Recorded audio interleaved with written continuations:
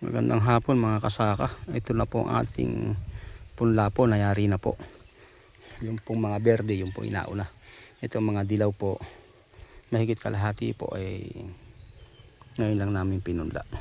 1 week lang po ito, pantanim na mga kasaka. Ilan days na yun? 3 days. 3 days po, malalaki na. Ayun po. Ayun po. 3 days. Dahil nakababad sa Eco Bloom, Vermicast. Ayun, lalapad na po ng dahon mga kasaka. Ito naman po, padilig na mustasa natin.